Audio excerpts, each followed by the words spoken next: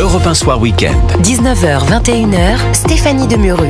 Et à un peu plus de 8h30, nous sommes toujours avec mes débatteurs de la deuxième heure, Georges Fenech et Alexandre Malafaye. Alors évidemment, je ne sais pas si vous la posez, cette question, vous la posez. Qui pour succéder à François Bayrou au lendemain de la chute quasi inévitable de son gouvernement lundi prochain? Alors lui, il croit encore, il multiplie ses interventions médiatiques pour tenter d'inverser la tendance. Mais ça y est, la question est évidemment sur toutes les lèvres, à commencer par les socialistes qui s'y verraient bien. Georges Fenech, vous y croyez, vous, un socialiste nommé à Matignon? Qui comme Premier ministre, la question que vous avez posée, je peux vous répondre. Tout le monde se la pose, là, sans risque de me tromper, d'ailleurs.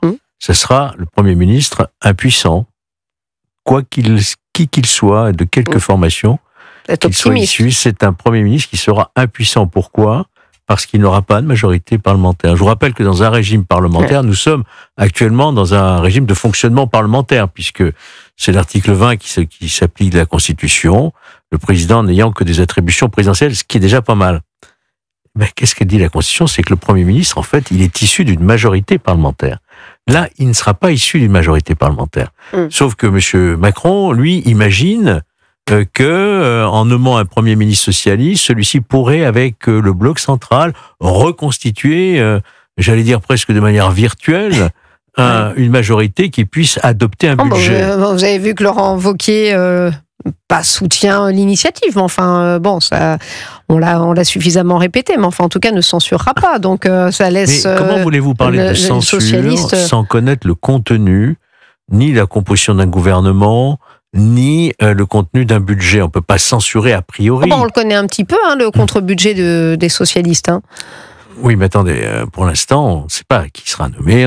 Je pense que ce qu'a voulu dire, au fond, Laurent Wauquiez, mais sans doute l'a-t-il dit un peu précipitamment, j'ai l'impression, c'est qu'on ne censure pas comme ça à l'avance. Quand on est un parti responsable de gouvernement, on agit en fonction d'une réalité politique. Pour l'instant, on ne la connaît pas, cette réalité politique. Vous avez une petite peau de banane aussi à l'endroit de Bruno Retailleau, non? Ah, ça, je vous laisse la responsabilité de la peau de banane. François Bayrou a agi en politicien. Il n'a pas agi en chef d'un gouvernement à qui on aurait confié la mission d'emmener la France jusqu'en 2027, puisque, en effet, il n'y a pas de marge de manœuvre, ou très peu, et donc il faut trouver, non pas des coups de souris, mais un chemin. Quand vous dites politicien, c'est-à-dire il a pensé à ses propres intérêts? Exactement. Il a pensé à lui, il a ressorti son dada de la dette en disant, je l'ai toujours dit, sauf qu'en 2017, quand il est arrivé au gouvernement d'Emmanuel Macron, il n'est pas resté longtemps parce qu'il y avait ses ennuis judiciaires, il n'empêche qu'il n'en parlait pas. Donc de fait, là, il revient sur son espèce de cheval de bataille pour dire, j'ai un truc à dire et je veux rentrer dans l'histoire, très bien. Et donc il a organisé quasiment son sacrifice sur l'autel du budget, parce que ça lui permet de sortir par la porte et de rentrer, entre guillemets, s'il le pense, dans l'histoire.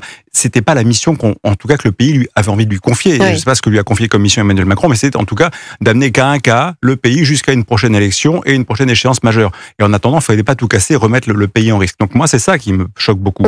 Donc de fin... Vous n'êtes pas le seul, vous avez vu cet appel des patrons, notamment dans Challenge, qui craignent vraiment une instabilité délétère. Ça veut dire du chômage, l'arrêt des investissements. Voilà. Donc ce qu'il faut souhaiter, c'est que si demain on trouve quelqu'un qui accepte d'aller à Matignon, et en effet, apparemment il y a des candidats quand même déjà. Il y aura toujours des candidats. Alexandre Malafaye.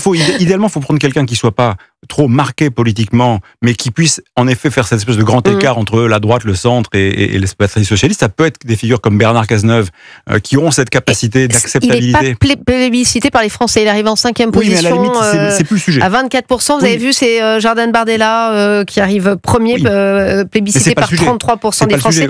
Quand même, ce que veulent les Français, Jordan Bardella n'arrivera pas à faire de budget. Bernard Cazeneuve arrivera peut-être à trouver un chemin qui ne sera pas à 44 milliards, qui sera peut-être un budget d'abord de compromis entre ce que pourront accepter les uns et les autres, pour arriver peut-être à 20, 25, 28 milliards. Voilà, faire quelque chose qui soit acceptable et qui puisse passer. Sinon, de toute façon... Acceptable, mais même le PS, Pierre Moscovici, dit que c'est pas acceptable, qu'il ne faut pas lâcher cette trajectoire, justement, de 44 milliards. Personne n'arrivera à 44 milliards, personne. Je crois que le président de la République nous impose un agenda qui est intenable et que les Français ne comprennent pas. La solution responsable aurait été, comme d'ailleurs l'a dit notamment dans son interview Nicolas Sarkozy, de dissoudre cette Assemblée nationale. Là, on est en train d'utiliser une espèce de dernière cartouche de survie, en quelque sorte, qui va, au contraire, à mon avis, précipiter davantage les choses. Voyez-vous, il aurait été plus logique de dissoudre et de voir qu'est-ce qui sort. Après, il va peut-être encore le faire. Il dit qu'il ne le fera pas, Emmanuel Macron. On va voir. Mais il sera obligé, comme l'a dit encore une fois Nicolas, à un moment, il sera obligé de le faire. Il tente un dernier coup, une dernière carte, je sais pas de quel jeu il va le sortir. Est-ce que c'est vraiment la dernière carte? Moi, je posais la question à David Amiel. Vous vous souvenez, le 31 décembre dernier, Emmanuel Macron qui nous promettait de consulter les Français.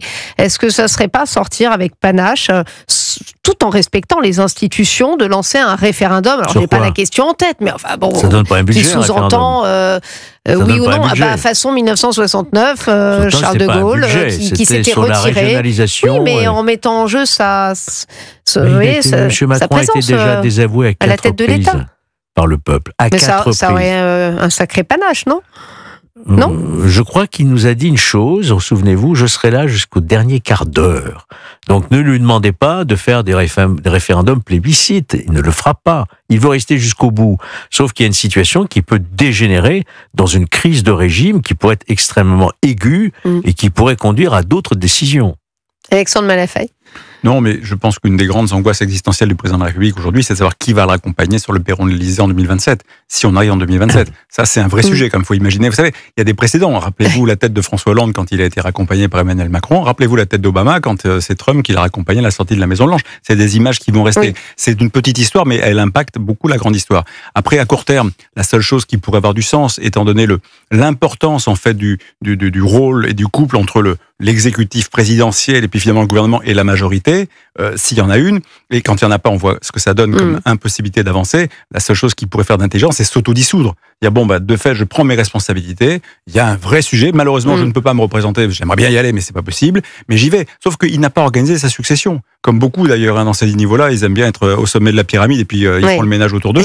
Donc il n'y a personne pour le représenter. Il n'y a personne de sa famille politique, elle est un peu ectoplasmique. Donc on est face à un espèce de vide. Et c'est vrai qu'aujourd'hui, il n'y a plus beaucoup de figures qui aujourd'hui sont capables à la fois d'incarner quelque chose et puis d'embarquer les Français. Alors il y en a au niveau du RN, il y en a au niveau de la gauche insoumise avec Mélenchon. Voilà, mais entre les deux, il n'y a pas grand monde d'inspirants.